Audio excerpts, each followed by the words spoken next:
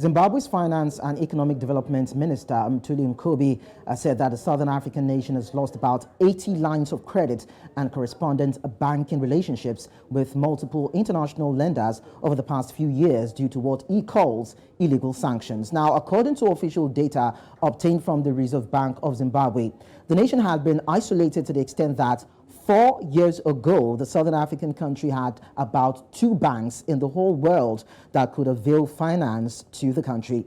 The international lenders see Zimbabwe as a high-risk country, posing a significant risk to efforts at accessing credit lines from international trade. So joining me from Harare, Zimbabwe is Dr. Prosper Chitambara, development economist and policy advisor. Thank you so much, Doctor, for joining us. Thank you so much for having me. Now, some of these sanctions placed on Zimbabwe were done based on the allegations that the country hindered democratic process. Now, a new regime is in place. Has anything changed? Thank you so much. Yes, we've seen some changes in some sectors of the Zimbabwean polity and the economy. We've seen implementation of some reforms, economic reforms largely, to try to open up the economy to international capital, international investors. We've seen also even investments in terms of ramping up public spending on critical sectors of the economy, like infrastructure. But in terms of institutional reforms, the progress has not been very significant in my view. We have seen some kinds of institutional reforms, but I think it's been slow, especially when you look at reforms around anti-corruption, reform of state-owned enterprises. Was a lot of the corruption that we've seen has also been taking place within the state-owned enterprises. So institutional reforms, I think there's still a lot of work that we need to do as a country. But those kind of reforms are then critical in terms of enhancing confidence by international financiers, confidence by investors, and also even confidence by local investors. So yes, a lot has happened on the ground, but in some sectors we've seen more progress. But I would say even in the economic realm, I think there's still need for more reforms to further stabilize the macroeconomy. Because while we are celebrating that, there has been an improvement in terms of inflation. We've seen inflation coming down, but the numbers, especially annual inflation, it still remains on the high side. Actually, our annual inflation rate is still the highest in the world. So I think we have our work cut out for us in terms of sustaining the reform agenda, both economically, politically, and also institutionally. So the country risk factor still remains on the high side. And once you begin to implement institutional and even political reforms, that helps to deal with the high country risk premium or the high country risk factor. Of course, the government has also been embarking on a re-engagement drive with the international community. But again, we haven't seen much progress in that respect. For example, in terms of the country rejoining institutions such as the Commonwealth. Well, I actually like your analysis, Doctor, about the bottlenecks and the issues as regards institutional reforms in terms of creation and implementation. But then I would want to ask about what the finance minister said. He said that these sanctions were illegal. Now, he said the sanctions handed down to the country were illegal. Now, what does it mean by the word illegal? Is it trying to absolve the country of the allegations leveled against the country that actually attracted the sanctions in the first place? Well, I think when they say illegal, probably they are trying to imply that maybe even though we know they are targeted sanctions, they have had an adverse effect on the economy, and obviously that has adversely also affected the livelihoods of the ordinary citizens. So I think that's how I view that term illegal. But of course, what we know is that any country can actually impose sanctions on another country. especially if they feel that their interests are actually being threatened. In fact, even Zimbabwe as a country, we could also even then implement counter sanctions or countervailing measures, retaliatory measures, even against the United States or against the EU. But of course, the unfortunate part is that being a small economy, it means those sanctions may not be very effective. But we know that sanctions have been used by countries time immemorial when they feel that probably their interests are actually being threatened, or they are trying to influence that particular country towards a particular direction. Now, okay. Yeah. No, go ahead. So I view the term illegal probably from the perspective that these targeted measures have had an adverse impact on the rest of the economy. Now, according to reports, one of the reasons why the sanctions or these sanctions were meted out to Zimbabwe was as a result of the eviction of white farmers from Zimbabwe. Now, it's been said that the government of Zimbabwe has not been able to raise the funds to pay these former farmers. Do you align with that thought, and do you think there could be a common ground that can be reached to resolve that particular crisis?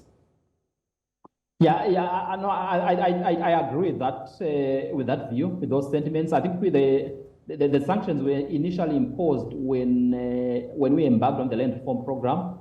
Of course, the land reform program itself was associated with a number of challenges. We saw the killings that actually happened, the violence that actually accompanied that phase of the land reform. So, and then of course we were then supposed to enter into some agreement with the former white farmers, which we eventually did. I think a few years ago, the government has actually come up with an agreement, what they're calling the Global Compensation Framework, or DEED, which essentially seeks to compensate former white farmers for the improvements on the land. So I feel that probably we could have done our land reform program in a different manner, in a manner that did not necessarily involve violence and some of the other wrong things that we saw actually happening during that phase of that land reform program. But of course, it's now water under the bridge. I think what's important now is to mobilize the close to 3.5 billion that's actually required to compensate the former white farmers. So I think once we do that, I think that will go a long way in terms of even improving the relations between Zimbabwe and those countries that have imposed targeted sanctions on us. But of course, even far and beyond that, just the compensation, I think there are also expectations from the US, from the EU, in terms of even political reforms in general within the country. Now, talking about the 3.5 billion that should be paid. Now, I'm aware that the country reached a renegotiation to pay that amount between 2020 and 2024. But then the issue is how to raise the money, because exports for the country has been low now. There have been a lot of restrictions because of the sanctions. So how will Zimbabwe be able to raise this money? I think there is no, I don't get the sense that there's clarity in terms of how the government is intending to mobilize those resources. I know, I think sometime, probably a few months ago, the Minister of Finance highlighted that they had actually hired a consultant to try to help the country with options on how to optimally and best mobilize this huge sum of money. But I would assume that probably a lot of that money is going to be mobilized locally. I'm not sure whether we'll be able to borrow money internationally to pay that compensation sum. So I'm assuming that government may then be forced to come up with some tax, some levy, probably levy that targeted at even the agricultural sector or certain sectors of the economy to try to mobilize resources domestically. The degrees of freedom really of government in that respect are, in my view, limited. As long as we still also have the huge external arrears, I think that is also affected our international re-engagement efforts, the huge external arrears, and the fact that we've been failing to service those external arrears implies that we continue to accrue even more penalties and charges. So I think we really find ourselves in a very tight and invidious situation in as far as mobilizing resources to be able to pay off that $3.5 billion is concerned. Talking about mobilizing resources, now, of course, the issue is export activities for Zimbabwe is almost at a halt right now because of the sanctions. Zimbabwe has not been able to export its commodities into the international market. Now, for instance, if the sanction is to be raised, or if those sanctions are to be removed, now what commodities do you think can help propel a change in the economic situation for the country? Or maybe let me just correct that statement that you said. We've seen over the past 1 or 2 years, actually, we've seen an improvement in terms of our exports, but of course, largely minerals. Agriculture hasn't done very well, but agriculture has potential also to contribute to the economy and also to exports. So there has been a slight improvement in terms of our exports, okay. But obviously there is room for greater improvement once we address some of the binding constraints to capacity utilization in general within the country. And we've seen government trying to do that.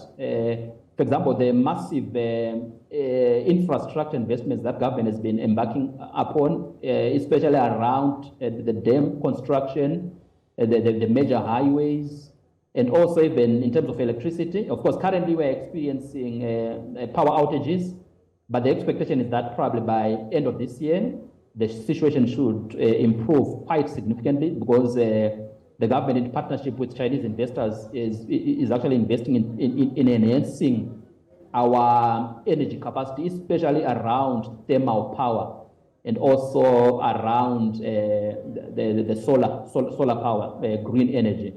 But like I said, I think there's still a lot of challenges that need to be addressed to fully unlock the potential that we actually have as an economy.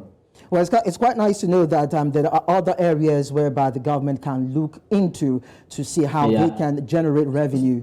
So to come to your question, in terms of the sectors with potential, definitely we are looking at mining, the minerals. We have one of the largest deposits of a number of minerals, actually. Gold, platinum, nickel, diamonds. So the mining sector has huge potential in terms of contributing to exports and to economic turnaround. And also agriculture itself. We haven't really, since the land reform program started, we've essentially become a net food importer. But I believe that by especially investing in irrigation, enhancing our irrigation capacity, we can quickly turn around our agricultural fortunes and become again a net food exporter. I think we've seen some improvements, some investments in terms of irrigation, but I think there's still a long way to go because currently only about 15% of arable land is under irrigation. So we need to improve that statistic. If we can reach about 50%, then it means Zimbabwe can again begin to feed the sub-region. Well, that's nice to know that Zimbabwe has the potential, if it can unlock those potential to bring about economic gains for the country. But then we hope that they will be able to pull the strings to achieve that fit. Thank you so much, Professor, for joining us. Thank you so much for having me. It's always a pleasure.